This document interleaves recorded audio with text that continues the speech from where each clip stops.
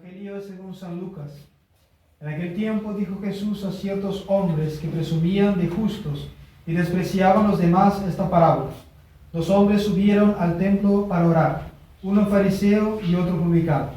El fariseo, en pie, oraba en su interior de esta manera: Dios, gracias os doy, porque yo no soy como los demás hombres, ladrones, injustos, adúlteros, ni tampoco como este publicano. Ayuno 2 veces por la semana, hago los diezmos de cuanto poseo.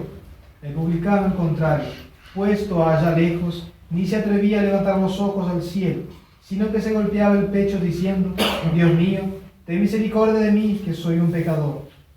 Os digo que este es el que volvió justificado a su casa, mas no el otro, porque todo el que se ensalza será humillado, y el que se humilla será ensalzado. Pueden sentarse.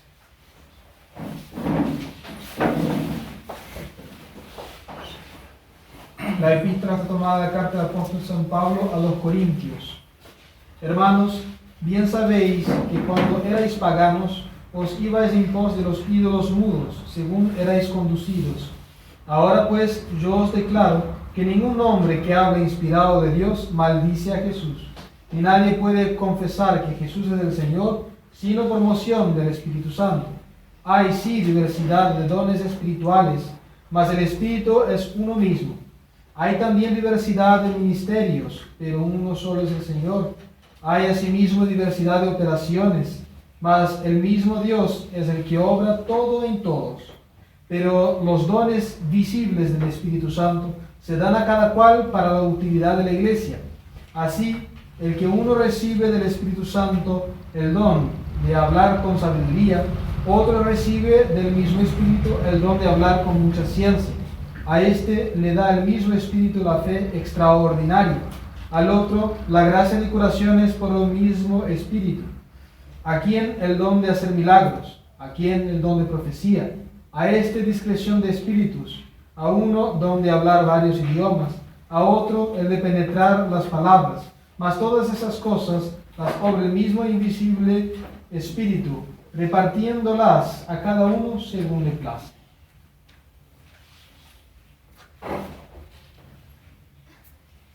En el Padre, del Hijo y del Espíritu Santo. Amén. Dios te salve María, llena eres de gracia, el Señor es contigo. Bendita tú eres entre todas las mujeres y bendito es el fruto de tu vientre, Jesús.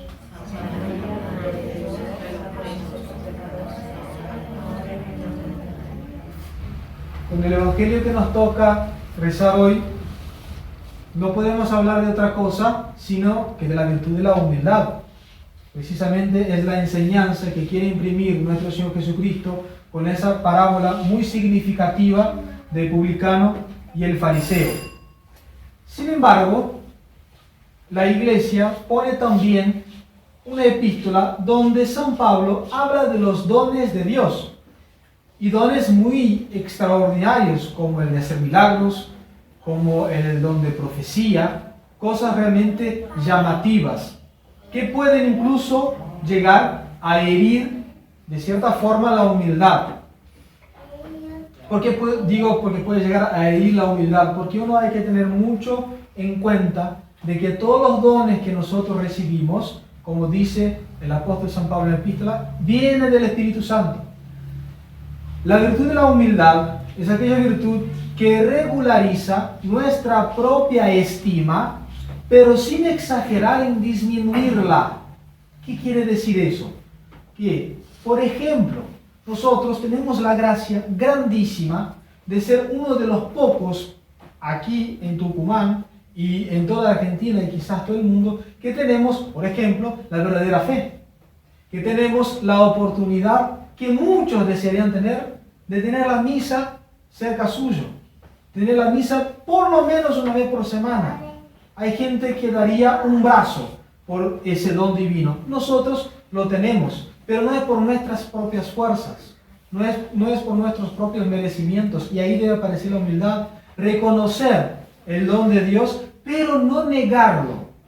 Ya vamos a volver a eso, en no negar los dones de Dios. La virtud de la humildad es una de las virtudes bases, por no decir la base del edificio de la vida cristiana. nuestro aumento de gracia santificante, nuestro aumento de caridad sobrenatural se consigue por tres cosas principales: la oración, la práctica de las virtudes y la digna recepción de los sacramentos. Pero esa construcción sobrenatural debe tener por base la virtud de la humildad, porque precisamente la humildad es lo que nos hace reconocer absolutamente todo lo que nosotros tenemos, dones naturales, dones sobrenaturales, absolutamente todos como venido de la mano de Dios, y nos hace sujetos a ese divino dador. Sin una verdadera humildad es imposible llegar a la santidad. De ahí el demonio, como quiere nuestra perdición, o por lo menos hacer de nuestra alma un alma mediocre, o perderla, o hacer de nuestra alma un alma mediocre, que esté mucho tiempo en el purgatorio, y si llega al cielo, que tenga un cielo pequeño, porque el máximo mal que el demonio nos puede provocar va a ser lo posible para provocarnos el mal, porque es lo que él quiere, apartarnos de Dios. Bueno, muchas veces el demonio, para combatir una virtud, no promueve, no inspira un vicio totalmente contrario a esa virtud. Por ejemplo, en el caso de la humildad, en muchos casos el demonio no inspira la soberbia directa, sino que una falsa humildad. Por ejemplo, con otra virtud, la virtud de la caridad sobrenatural, el amor al prójimo como a mí mismo por amor a Dios. Eso es la virtud de la caridad, del amor al prójimo. Amar al prójimo por amor a Dios. El demonio inspira un vicio que cambia la esencia del amor al prójimo, que se llama filantropía. La filantropía es esa pasión hacia el hombre, pero por el mismo hecho de que ser hombre, excluyendo absolutamente a Dios de la relación fraternal. Eso es un vicio, porque precisamente quita la esencia del amor, de la relación fraternal. ¿Cuál es la esencia del amor? Dios nuestro Señor, como dice el apóstol San Juan en la primera epístola, capítulo 4, versículo 16. Dios es caridad. Entonces no podemos quitar a Dios de los actos de la caridad, de los actos del amor. Bien. Algo parecido pasa con la virtud de la humildad. Recuerden que un acto virtuoso siempre supone un mérito. La virtud siempre supone un premio, que eso se percibirá solamente perfectamente en el cielo. Ahora bien, si el demonio logra engañarnos y nosotros, pensando que estamos practicando la humildad, no la practicamos nada, nosotros tenemos que tener mucho cuidado de no perder las ocasiones de practicar la verdadera humildad. ¿Por qué insisto tanto en practicar la verdadera humildad? Porque si uno, por ejemplo, uno canta bien, uno canta bien, y en una ocasión, en una iglesia, en una misa, canta y recibe elogios. Si esa persona dice, no, yo no canto bien, no está siendo verdadera, en absoluto. Santa Teresa de Jesús, decía que la humildad es estar en verdad. Si nosotros salimos de las sendas de la verdad, nosotros no estamos siendo humildes. Esas humildades de boca, decir, yo soy tan pecador, yo soy tan bajo, eso demuestra un orgullo muy profundizado, porque en una misma frase dice la palabra yo 1000 veces. El verdadero humilde no habla de sí mismo.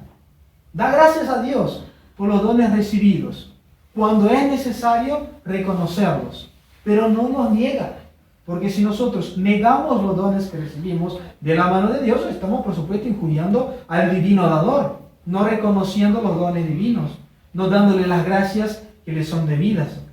Además de confundir a los hombres, porque delante del hombre instruido se hace patente que no es humilde nada, y delante del hombre que no es instruido se pregonea una falsa virtud. Entonces es muy dañino el equivocarse en la práctica de la virtud de la humildad. Siempre estar en la línea de la verdad y nunca exagerar, ni para menos ni para más, lo que somos nosotros. Y reconocer absolutamente todo como venido de las manos de Dios. Ese es el secreto para practicar de manera correcta la virtud de la humildad.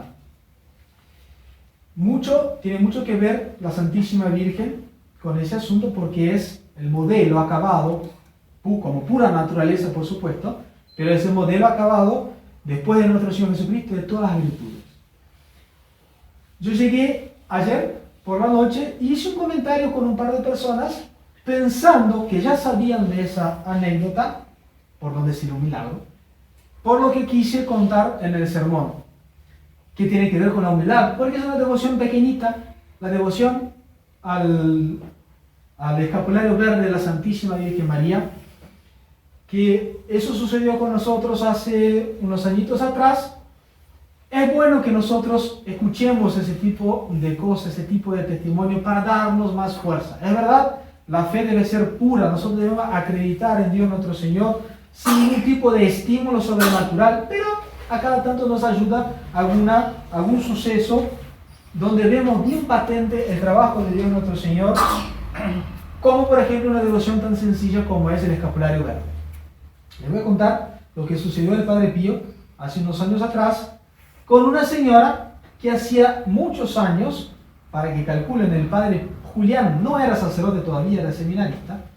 Esa señora que tenía una panadería, sigue habiendo esa panadería porque el hijo sigue, esa señora falleció. Ella siempre ayudó mucho al seminario donde formamos nosotros los seminaristas, regalando el pan de ayer, la típica. Lo que sobraba nos daba para ayudarnos en el mantenimiento de la casa. Una obra de caridad, por supuesto, que fue retribuida con el regalo de un escapulario verde. Durante años y años, ellos hacen todavía esa caridad de regalarnos el pan. Esa señora, que se llamaba Mirta, llega a enfermarse, ya era mayor, y estaba internada en un hospital en Córdoba, y el Padre Pío, en un domingo, lo llaman para que fuera a atender, darle los sacramentos a esa señora. El demonio puso un montón de barreras para que el Padre Pío no llegara. Llegó al hospital, preguntó por una tal Mirta, la cual él no sabía el apellido, y la muchacha que atendía dijo: padre, infelizmente sin el apellido no puede encontrarla. Había más de 200 Mirtas en aquel hospital. Además, vean cómo el demonio va tratando de perder a las almas. Aunque supiera el apellido del Padre Pío, la señora estaba anotada en la lista como Marta, no como Mirta. Y una equivocación. Entonces era muy difícil que el Padre Pío accediera a darle la extremunción. Y no olvidemos que esa señora tenía el escapulario verde. Es la parte esencial del acontecimiento. El Padre Pío tenía el teléfono de la señora. Lo llama. La señora era muy atenciosa con nosotros y nos llamaba: miren, sobró un montón de pan, vengan a buscar. Entonces la tenía agendada. El Padre Pío la llamó varias veces y no pudiendo entrar en comunicación, se va, porque no tenía otra cosa que hacer. Hace el último intento. Le llama. Atiende la nuera alegre de que estaba el Padre Pío ahí, lo hace subir. El Padre Pío atiende a la señora Mirta, le da la extremunción, ella se confiesa, por supuesto, bendición papal, toda la preparación para la muerte, y a los días esa señora vino a fallecer, con todos los sacramentos recibidos, y de manera lúcida. El Padre Pío va a prestar sus condolencias unos días después que la señora falleció, y la nuera le hace resaltar al Padre Pío qué gran milagro ocurrió. Y el Padre Pío no entendía nada, porque había sido un milagro. Cuando el Padre Pío estaba llamando a esa señora, el teléfono estaba apagado. El teléfono de esa señora estaba apagado. Esa señora, como estaba internada, medicada, y además era mayor, cuando se despertaba, cuando daba muestras de algún tipo de animación, veía alucinaciones, decía cosas sin sentido, desvariaba. Bueno, en un momento, cuando el Padre Pío estaba llamando a la señora por teléfono, la señora se despertó y le dijo a su nuera: prende el teléfono porque me están llamando. Y la nuera, como otras cosas que había escuchado, mira el gatito que está en la ventana, decía cosas así disparatadas, la nuera fue y prendió el teléfono. Y ahí el Padre Pío pudo llegar y darle la extremunción. Fíjense la obra del escapulario verde. La señora, que estaba totalmente perdida, se despierta y dice que están llamando por teléfono. Y eso sucedió. Es verdad, no es una historia, no es un cuento. Y sucedió hace unos años atrás y nos sucedió a nosotros. Son ese tipo de impresiones que nos ayudan a la vida espiritual, que nos ayudan a tener devoción. Por supuesto que no es el motivo principal es la confianza en la palabra de Dios nuestro Señor, que es el divino dador, el cual no debemos y no podemos negarle sus dones, pero con mucha humildad, con mucho reconocimiento de su grandeza y nuestra bajeza, teniendo mucha devoción a la Santísima Virgen María, confiados que vamos a llegar a la gloria del cielo. Ave María Purísima. Padre,